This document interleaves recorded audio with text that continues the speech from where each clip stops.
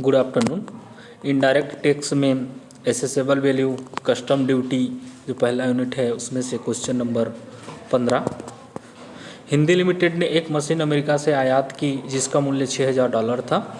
इसमें पहला पैकिंग व्यय $900, भारतीय बंदरगाह तक व्यय $1350, ये हमारा भाड़ा, और डिजाइन एवं विकास व्यय जो भारत के बाहर चुकाए गए $4100, और भारतीय बंदरगाह से कारखाना तक चुकाए गए भाड़ा $25,500, भारत में भुगतान किया गया बीमा प्रीमियम $17,500, कारखाने में मशीन लगाने के व्यय $9,500, अमेरिकन कंपनी के भारत में स्थित अभिकर्ता को विक्रय मूल्य पर 5% कमीशन देना है। और ये 8वां पॉइंट, बोर्ड द्वारा अधिसूचित नियम $1 बराबर ₹60 है, तो ये हम बोर्ड का लेंगे ₹60, $1 बराबर ₹60 लेंगे, ये जो है। और उसके बाद रिजर्व बैंक द्वारा विनिमय दर $1 बराबर 60.50 पैसा, तो इसको हम नहीं लेंगे, ये जो ऊपर वाला है इसी को लेंगे। उसके बाद मूल सीमा शुल्क है बेसिक कस्टम ड्यूटी पर 10% और इंटीग्रेटेड जीएसटी सीमा शुल्क टैरिफ अधिनियम 1975 की धारा 3(7) के अधीन कितना परसेंट है? 12% दिया हुआ है, तो ये लिया जाएगा। अब हम आगे देखेंगे इसको किस प्रकार बनाएंगे। पहला, कंप्यूटेशन ऑफ एसेसेबल वैल्यू। सबसे पहले हम कंप्यूटेशन ऑफ एसेसेबल वैल्यू देखेंगे। तो एसेसेबल वैल्यू में जो हम पहले माल खरीदे हैं, जैसे जो वस्तु या अमेरिका से आयात किए हैं, ये $26,000 वो आएगा। यहाँ कॉस्ट ऑफ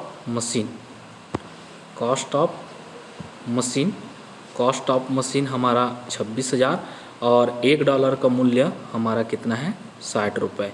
तो 26,000 गुणा 60 बराबर 15,60,000।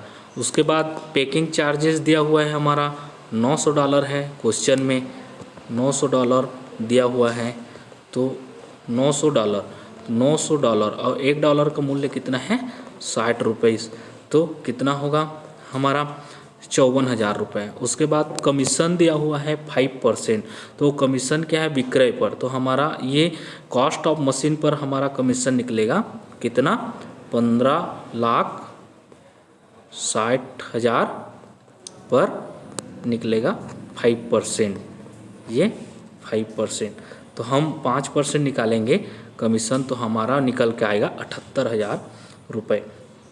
अब इसके बाद उसमें designing and the development charge दिया हुआ है $4,100, $4,100 वहाँ पर है। ये 4,100 गुणा 60 कितना हो जाएगा? ये $2,46,000, $2,46,000 ये हो जाएगा।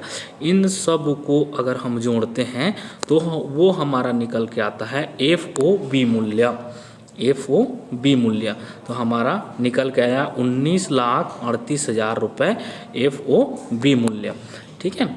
उसके बाद हम FOB मूल्य में क्या जोड़ते हैं? ट्रांसपोर्टिंग चार्जेस हमारा क्वेश्चन में दिया हुआ है $1,350, तो 1,350 गुणा 1,350 कर देता हूँ इसको, 1,350 गुणा $1 का मूल्य 60, तो इस तरह हमारा ये निकल के आया ट्रांसपोर्टिंग चार्जेस $81,000। और हमें क्वेश्चन में इंश्योरेंस प्रीमियम दिया हुआ है $17,500। तो इन सब को अगर हम जोड़ते हैं तो हमारा जो निकल के आएगा एसेसेबल वैल्यू जो हम निकालेंगे 20,36,500 एसेसेबल वैल्यू। अब एसेसेबल वैल्यू जैसे निकल के आ गया है, उसके बाद जैसे कि मैं बता दिया हूँ, कस्टम ड्यूटी निकालने के लिए हम क्या करते हैं? एसेसेबल वैल्यू का 10%, क्वेश्चन में हमें बेसिक कस्टम सीमा शुल्क का जो है वो 10% दिया हुआ है, तो वो एसेसेबल वैल्यू का 10% लेंगे, जो आपको यहाँ पर गणना करके दिखाई दे रहा है।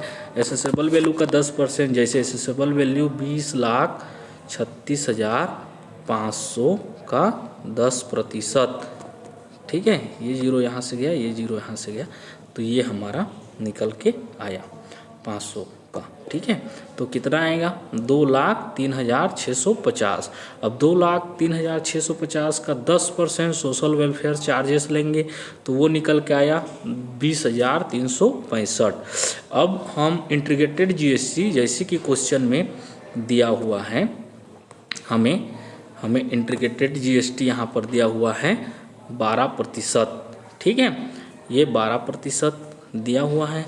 अब ये 12% निकालने के लिए हम क्या करेंगे, सबसे पहले हम एसेसेबल वैल्यू को जोड़ेंगे। एसेसेबल वैल्यू कितना है 20,36,500 प्लस उसके बाद बेसिक कस्टम ड्यूटी 2,03,650, फिर उसके बाद सोशल वेलफेयर को जोड़ेंगे।